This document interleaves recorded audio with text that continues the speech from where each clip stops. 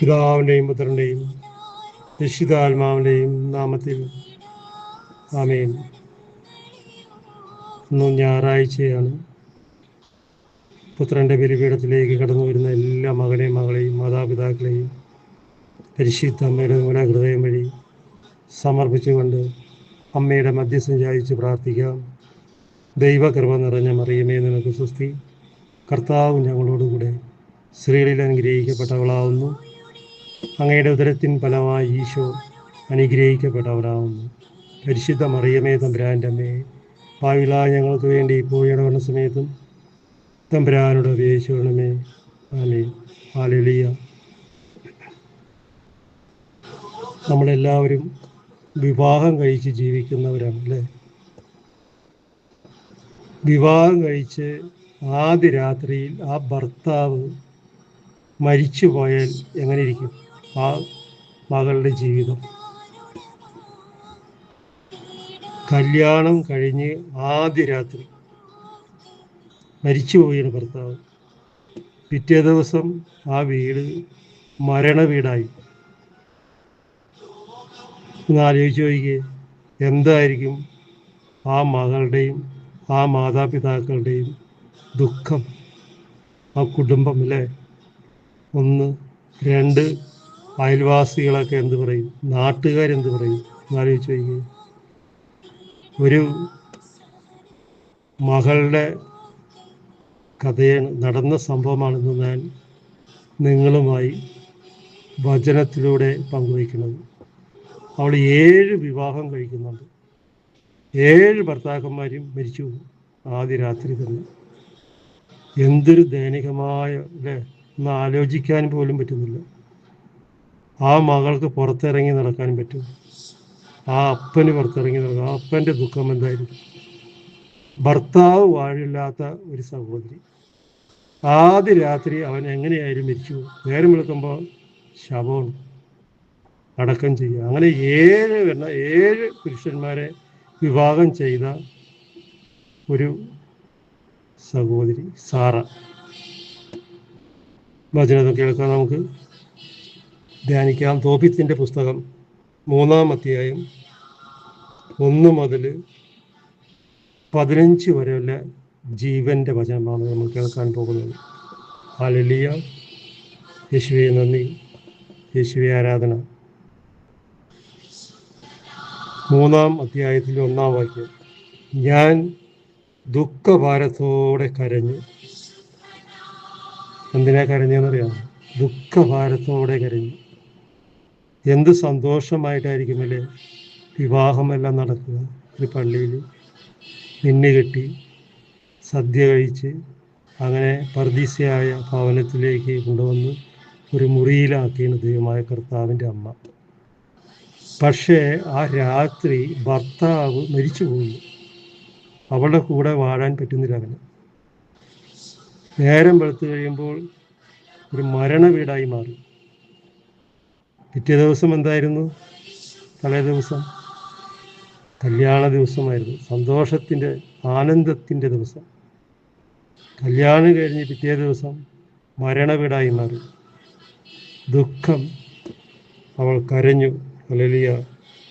ഹൃദയവേദനയോടെ ഞാൻ പ്രാർത്ഥിച്ചു. കരച്ചിലും പ്രാർത്ഥനയും. അവളെ ആശ്വസിപ്പിക്കാൻ ആർക്കെങ്കിലും പറ്റുമോ?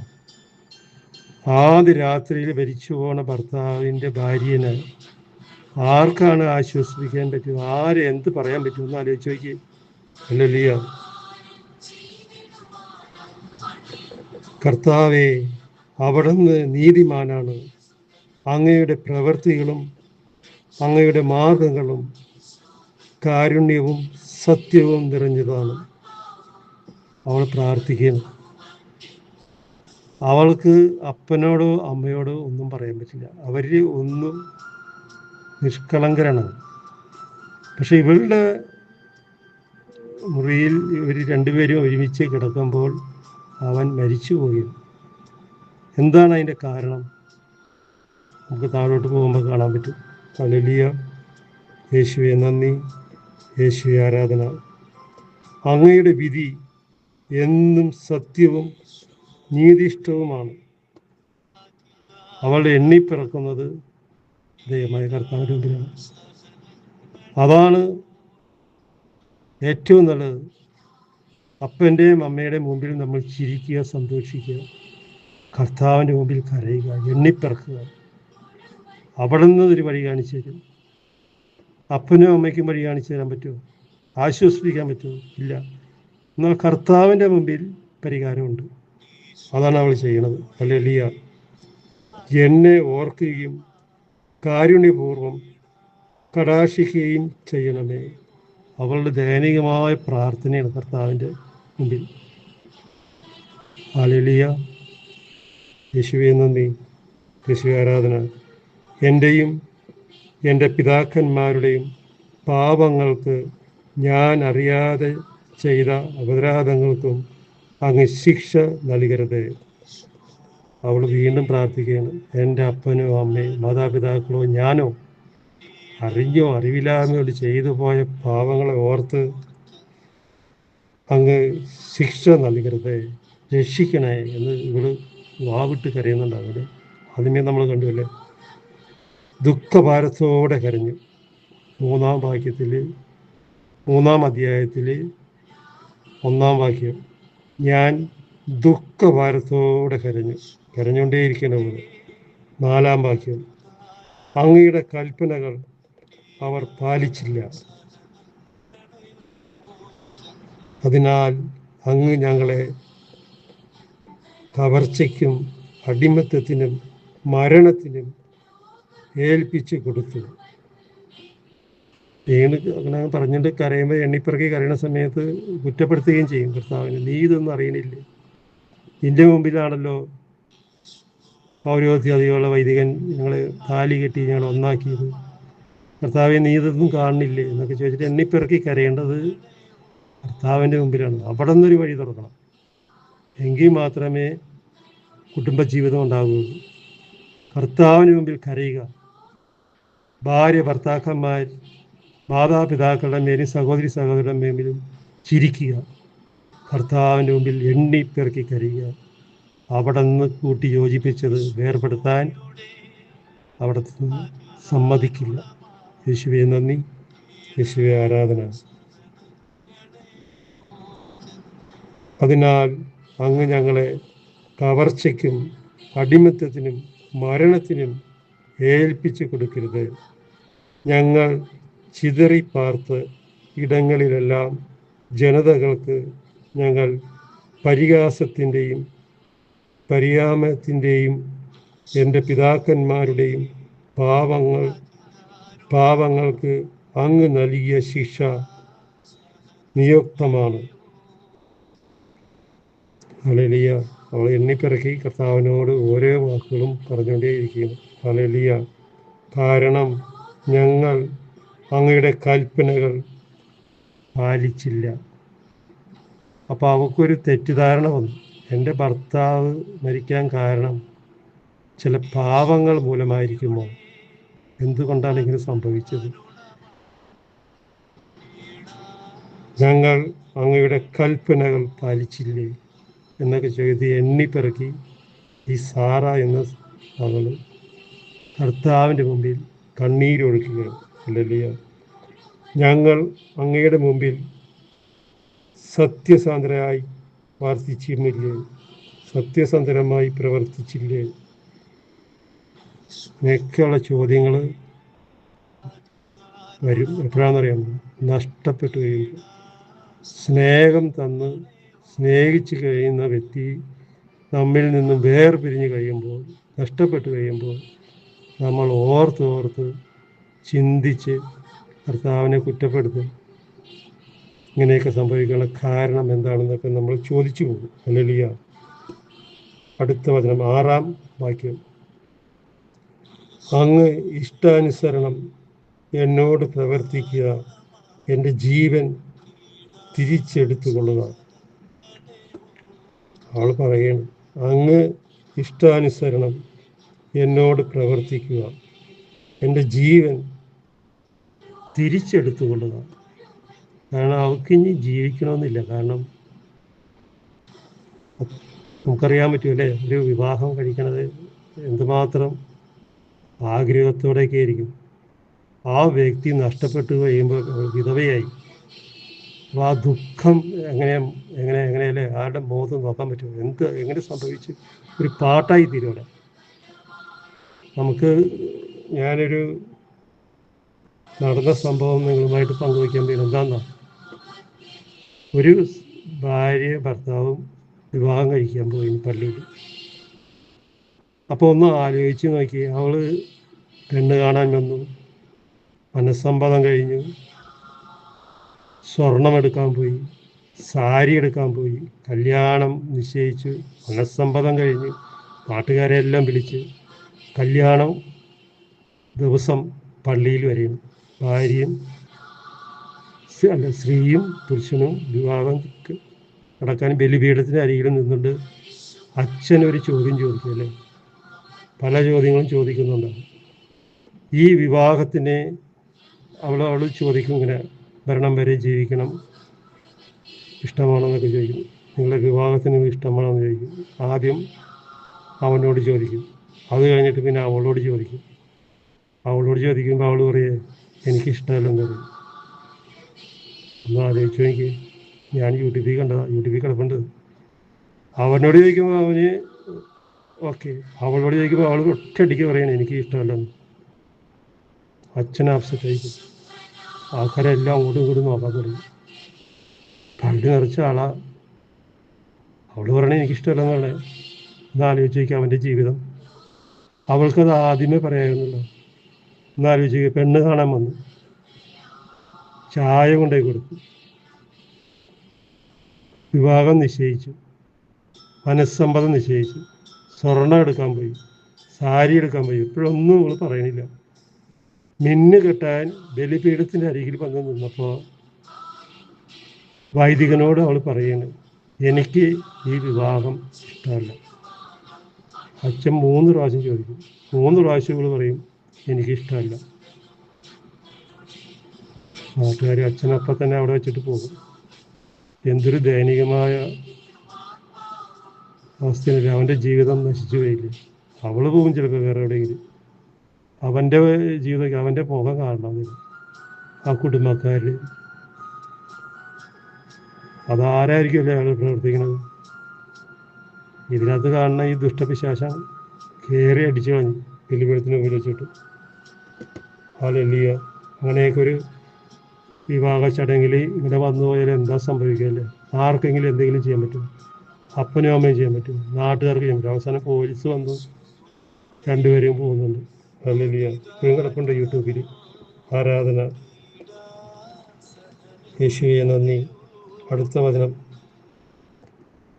ഞാൻ ഇരയായിരിക്കുന്നു, എൻ്റെ ഹൃദയവേദന ദുസ്സഹമാണ്. ഈ ദുഃഖത്തിൽ നിന്നും മുക്തി നേടി ശാശ്വത ഭവനത്തിൽ പോകാൻ അങ്ങ് കൽപ്പിച്ചാലും. ഈ ദുഃഖത്തിലായിപ്പോയാവും. അവർക്ക് ജീവിക്കുന്നത് തന്നെയാണ്. കാരണം മനുഷ്യരുടെ മുഖത്തേക്ക് എങ്ങനെ നോക്കുമെന്നുള്ള ചിന്തകളൊക്കെ വന്നപ്പോൾ കർത്താവിനോട് തന്നെ പറയുന്നത് എന്താ പറയണത്?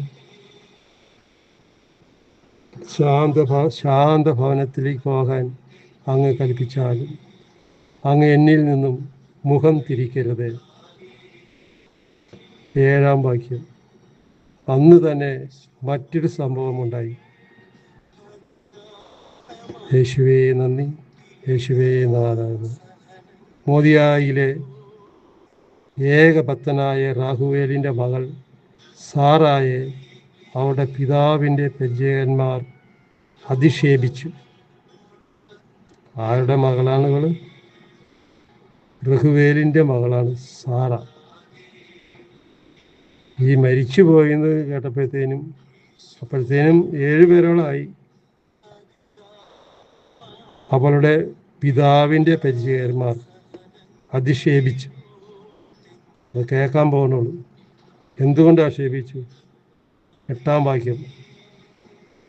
7 പ്രാവശ്യം വിവാഹം ചെയ്ത് അവൾ, എന്നാൽ 7 പ്രാവശ്യം വിവാഹം ചെയ്ത് അവൾ. എന്നാൽ അവളെ പ്രാപിക്കുന്നതിന് മുൻപേ ഓരോ ഭർത്താവും ആസ്മദേവുസ് എന്ന ദുഷ്ടപിശാചിനാൽ വധിക്കപ്പെട്ടിരിക്കുന്നു. അതിനാൽ പരിചര്യന്മാർ അവളോട് ചോദിച്ചു, അവളെ ആക്ഷേപിക്കുകയാണ്. അപ്പോൾ ഈ കൊല്ലണതാരാണ്?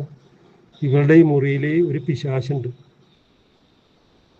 അത് ഇവള് അറിയുന്നില്ല, ഇവളുടെ അപ്പൻ അറിയണില്ല, അമ്മ അറിയണില്ല. അവൻ കൊന്നുകളയും. അത് ദുഷ്ടപിശാചാണ്. ഇവളുടെ ഭർത്താക്കന്മാരെ ആദ്യ രാത്രി തന്നെ അവൻ കഴുത്ത് ഞെരിച്ച് കൊന്നുകളയും. പക്ഷെ ആൾക്കാർ പറയണത് എന്താണെന്നറിയാമോ? നീ കൊന്നു പറയണം. നീ അവന് നെക്കി കൊന്നു കളഞ്ഞില്ലേ? ആക്ഷേപിക്കേണ്ടത് അവളെ. അല്ലെ, ഒരു ഭാര്യയും അങ്ങനെ ചെയ്യില്ല. പക്ഷെ മനുഷ്യൻ വിധിക്കണത്. അല്ലെ, ദുഷ്ടപിശാചിനാൽ വധിക്കപ്പെട്ടിരുന്നു. അതിനാൽ പരിചയന്മാർ അവളോട് ചോദിച്ചു, നീ തന്നെയല്ലേ ഭർത്താക്കന്മാരെ കഴുത്ത് ഞെരിച്ച് കൊന്നത്? അവളെ മുഖത്ത് നോക്കി ചോദിക്കുകയാണ് മറ്റുള്ളവർ. അത് ചോദിക്കും, കാരണം 7 പുരുഷന്മാരാണ് മരിക്കണത് ഇവളുടെ അടുത്ത് നിന്ന് വിവാഹം ചെയ്തിട്ട്. അപ്പോൾ ഈ 7 ഭർത്താക്കന്മാർ കല്യാണം കഴിക്കണമെങ്കിൽ ഒരാൾ മരിച്ചാൽ ഏറ്റവും കുറഞ്ഞ 1 വർഷമെങ്കിലും കഴിയണം അടുത്ത കല്യാണം നടക്കണമെങ്കിൽ, അല്ലേ? ഇത്രയും പേരും കാത്തിരിക്കണം. അപ്പോൾ എത്ര വർഷം ഇവളുടെ ഈ ദുഃഖം ഒന്ന് ആലോചിച്ച് വയ്ക്കുക. ചിലപ്പോൾ 8 മാസം അല്ലെ 9 മാസം വീണ്ടും വല്ല കല്യാണം കഴിച്ചിട്ടുണ്ടാവും. എന്നാലും 7 വർഷം ഓരോന്ന് കല്യാണം കഴിക്കും, മരിച്ചു പോകും. പിന്നെയും കല്യാണം കഴിക്കും, അതും മരിച്ചു പോകും. ഈ ദുഷ്ടപിശാചി ഇവരുടെ മുറിയിൽ ഇരിക്കുകയാണ്. അത് ആർക്കും അറിയാൻ പറ്റുന്നില്ല. എങ്ങനെ മരിക്കണമെന്നുള്ളതൊന്നും അറിയുന്നുമില്ല. എന്നാൽ മനുഷ്യരെന്താ പറയണത്? 7 പേരെ നീ കല്യാണം കഴിച്ചില്ല, എന്നിട്ട് അവനെല്ലാം നീ കഴുത്ത് ഞെരിച്ച് കൊല്ലല്ലേ? 7 പേരെ നിനക്ക് ലഭിച്ചു. അടുത്ത വചനം, കഴുത്ത് ഞെരിച്ച് കൊന്നത് 7 പേരെ നിനക്ക് ലഭിച്ചു. എന്നാൽ ആരുടെയും നാമം ധരിക്കാൻ നിനക്ക് ഇടയായില്ലല്ലോ.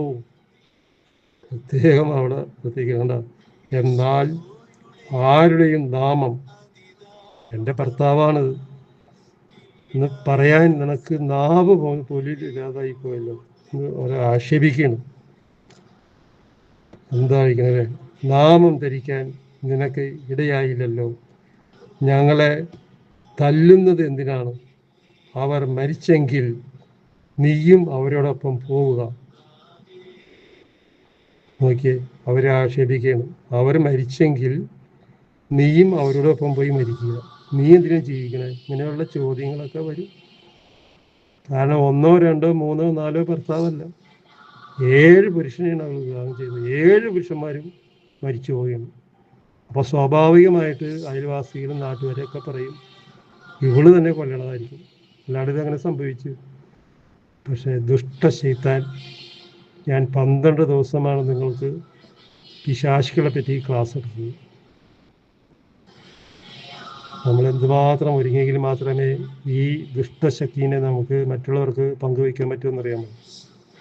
അത്ര എളുപ്പമല്ല. അവൻ തട്ടും, കഴുത്ത് തിരിച്ചു വന്നോളി രാത്രി. അതാണ് ഇവിടെ സംഭവിച്ചത്. ഹല്ലേലൂയ. കേൾക്കാനൊക്കെ സുഖമാണ്.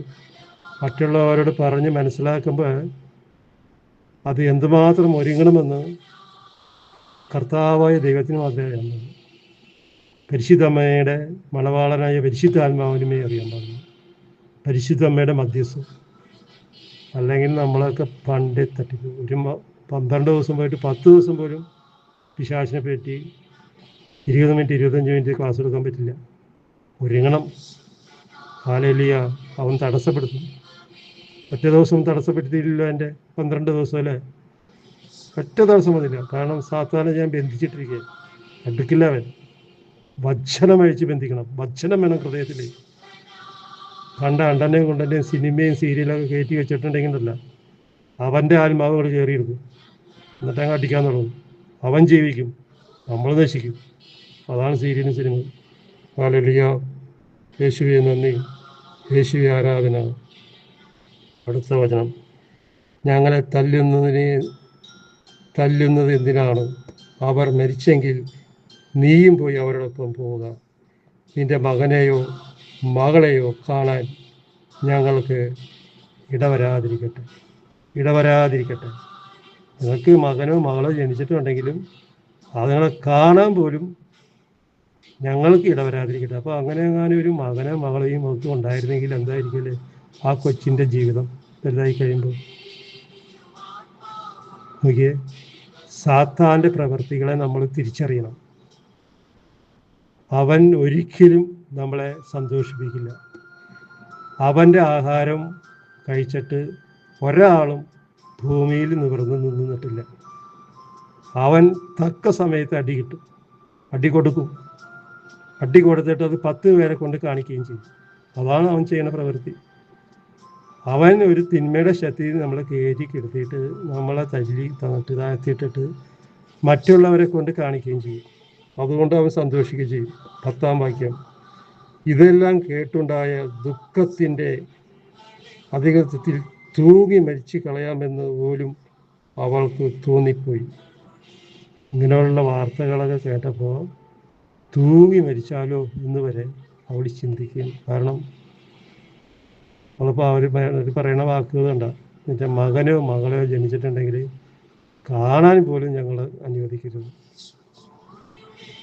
ഇത്ര വേദനകരമായ വാക്കുകളാണ് മനുഷ്യൻ നോക്കിട്ട് കൊടുക്കുന്നത് അടുത്തത്. എങ്കിലും അവൾ പുനർചിന്തനം ചെയ്തു. അവൾ ചിന്തിച്ചു, തൂങ്ങി മരിച്ചാലോ എന്നൊക്കെ പറഞ്ഞപ്പോൾ അവൾ ചിന്തിച്ചു. പുനർചിന്തനം ചെയ്തു. ഞാൻ പിതാവിൻ്റെ ഏക മകളാണ്. ഞാൻ ഇങ്ങനെ ചെയ്താൽ അവരത് അപമാനകരമായിരിക്കും. അവൾ ഒരു നിമിഷം അവളുടെ അപ്പനെ പറ്റി ചിന്തിച്ചു, അമ്മേനെ പറ്റി ചിന്തിച്ചു. ഞാൻ തൂങ്ങി മരിച്ചാൽ ഇവരുടെ എന്തായിരിക്കും ദുഃഖമല്ലേ? അത് അതിലും വലിയ ദുഃഖമാണ്, താങ്ങാൻ പറ്റാത്ത ദുഃഖം. നാട്ടുകാരുടെ നിൻ്റെ മകൾക്ക് 7 ഭർത്താക്കന്മാരെ കിട്ടി, അതിനെയും കൊന്നു, ഇവളെ കെട്ടി തൂങ്ങി ഇവളും ചത്തെന്നൊക്കെ പറഞ്ഞ് പിന്നെ പാട്ടായിരിക്കും. ലളിയ അവൾ കിളിവാതിലിൻ്റെ അടുത്ത് ചെന്ന് പ്രാർത്ഥിച്ചു. കർത്താവിനോട് പ്രാർത്ഥിക്കണം. എൻ്റെ ദൈവമായ കർത്താവേ, അങ്ങ് വാഴ്ത്തപ്പെടട്ടെ, പരിശുദ്ധവും അങ്ങയുടെ നാമം എന്നേക്കും സ്തുതിക്കപ്പെടട്ടെ. കർത്താവിനെ മഹത്വപ്പെടുത്തുക.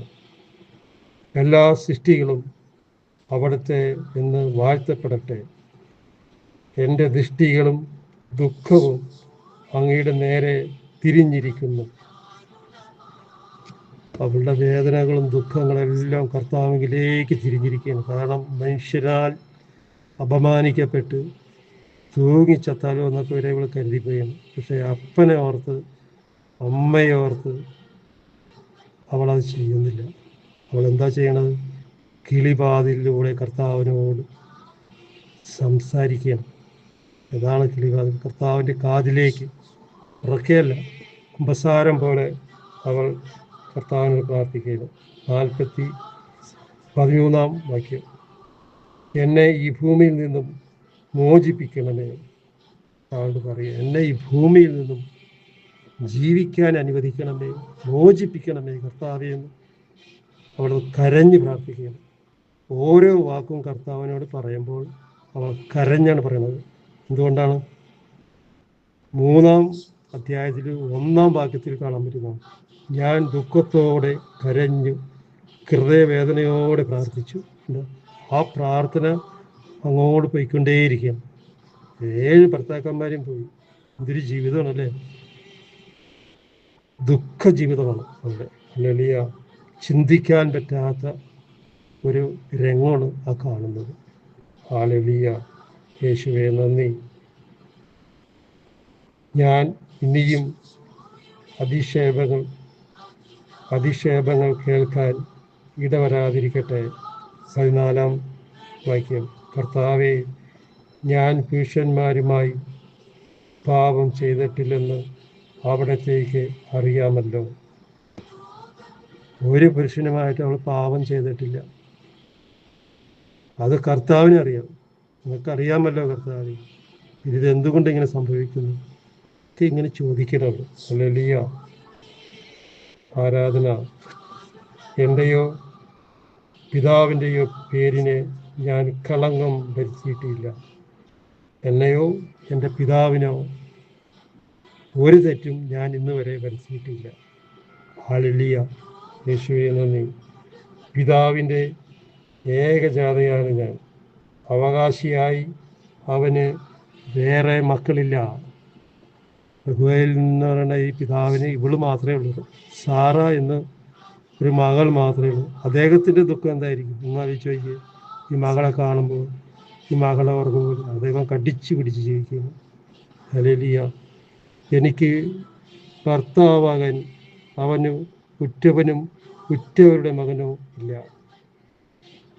അവൾ പറയണേ, എനിക്ക് ഭർത്താവാകാൻ ആരുമില്ല, ഞാൻ ഏകനാണ്. എന്ത് ചെയ്യാനാണല്ലേ? എൻ്റെ 7 ഭർത്താക്കന്മാരും മരിച്ചു, ഇനി ഞാൻ എന്തിന് ജീവിക്കണം? അവൾ ചോദിക്കും. എൻ്റെ 7 ഭർത്താക്കന്മാരും എന്നെ വിട്ട് ആദ്യ രാത്രി തന്നെ പോയി, ഇനി ഞാൻ എന്ത് ജീവിക്കണം? ഹല്ലേലൂയ.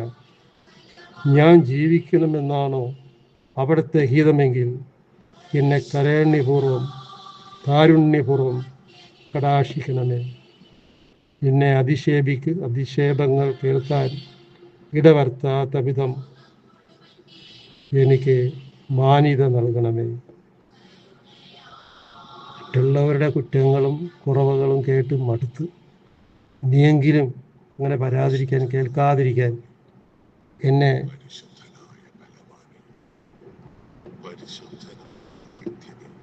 എനിക്ക് മാന്യത നൽകണമേ. എന്നെ ഒന്ന് അംഗീകരിക്കണമേ കർത്താവേ എന്ന് ഇവൾ കണ്ണീരോടെ പ്രാർത്ഥിക്കുകയാണ്. പ്രാർത്ഥിക്കാം. പരിശുദ്ധമേ, യേശുവിൻ്റെ അമ്മേ, ഈ കേട്ട വചനം കേൾക്കുന്ന എല്ലാ മകനെയും മകളെയും ഇന്നത്തെ കുർബാനയിൽ കാസയോടും പീലാസയോടും ബലിപീഠത്തോടും ചേർത്ത് വയ്ക്കുന്നു. കഴുകണമേ. ദുഃഖത്താൽ ഭാരത്താൽ കഴിയുന്ന ഓരോ കുടുംബങ്ങളിൽ നിന്നും ദുഷ്ടശക്തികളോ വെറുപ്പിൻ്റെ, ദേഷ്യത്തിൻ്റെ, അരിശത്തിൻ്റെ, കോപത്തിൻ്റെ, നുണയുടെ ആത്മാവുകളുണ്ടെങ്കിൽ ബലിയിലൂടെ പുറത്തു പോകാൻ യേശു നാമത്തിൽ കൽപ്പിക്കുന്നു, ശാസിക്കുന്നു, ബന്ധിക്കുന്നു. വചനമയച്ച് സൗഖ്യപ്പെടുത്തണമെന്ന് പ്രാർത്ഥിച്ചുകൊണ്ട് പരിശുദ്ധമ്മയുടെ വിമല ഹൃദയം പ്രതി സംബന്ധിച്ച് പ്രാർത്ഥിക്കുന്നു. ദൈവകൃപ നിറഞ്ഞ മറിയമേ സ്വസ്തി. കർത്താവ് ഞങ്ങളോട് കൂടെ. സ്ത്രീകൾ അനുഗ്രഹിക്കപ്പെട്ടവളാവുന്നു, അങ്ങയുടെ ദുരത്തിനും ഫലമായി ഈശോ അനുഗ്രഹിക്കപ്പെട്ടവനാവുന്നു. പരിശുദ്ധ മറിയമേ തമ്പുരാൻ്റെ അമ്മേ, പാവികളായ ഞങ്ങൾക്ക് വേണ്ടി ഇപ്പോൾ ഞങ്ങളുടെ മരണസമയത്തും തമ്പുരാനോട് അപേക്ഷിച്ചുകൊള്ളണമേ. ആമേൻ. ഹല്ലേലൂയ. യേശുവേ നന്ദി. യേശുവേ ആരാധന. മാത